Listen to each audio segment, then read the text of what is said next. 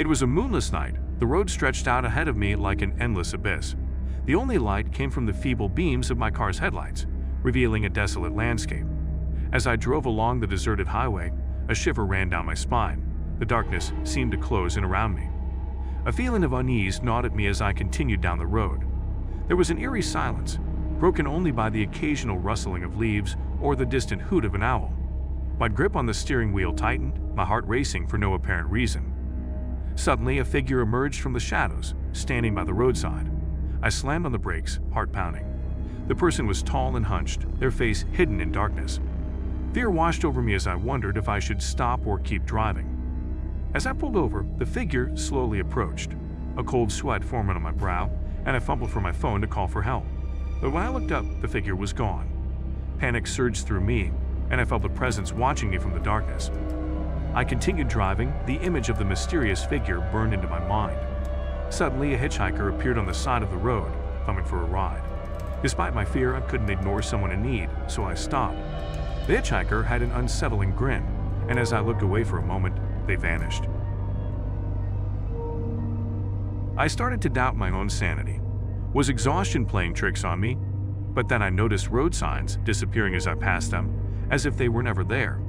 Dread gripped me, and I knew something unnatural was happening. The radio crackled to life with whispers, words I couldn't quite make out. Goosebumps formed on my arms, and I turned off the radio. But the whispers persisted, growing louder and more insistent, filling the car with an otherworldly chorus. Memories of a long-forgotten accident flooded my mind, a crash on this very road. Could the spirits of those who perished be reaching out to me? The darkness seemed to thicken, suffocating and oppressive. Shapes darted in and out of my peripheral vision, unseen entities lurking just beyond my sight. My heart raced as I glimpsed shadowy figures in the rearview mirror, their eyes reflecting the dim light. A voice echoed in my mind, a demanding and insistent presence urging me to turn back. But I couldn't. The road stretched ahead, an inescapable path leading deeper into the heart of darkness. Every time I looked at the clock, time seemed to stand still.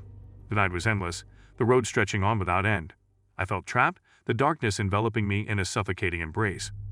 Flashes of the accident from years ago haunted my thoughts. Was this road cursed, a place where lost souls were doomed to wander?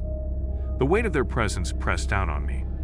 A faded billboard appeared on the roadside, advertising a long-closed amusement park. But for a split second, I saw it as it once was, vibrant and bustling with life. My mind played tricks on me, distorting reality.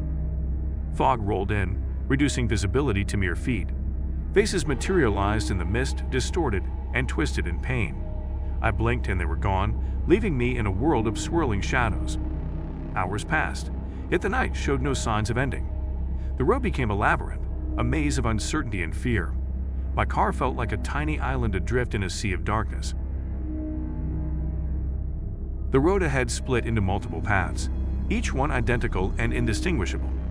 Panic set in as I realized I was trapped in a maze of my own making, a never-ending loop with no way out.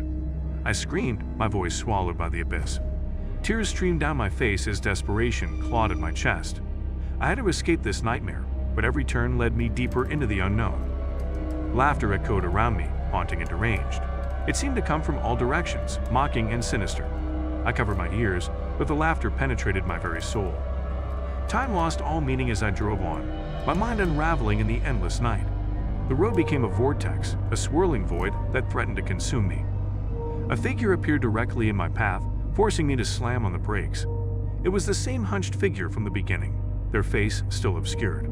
But this time, they didn't vanish. They stared at me with hollow eyes. The figure spoke in a voice that seemed to come from the depths of the abyss.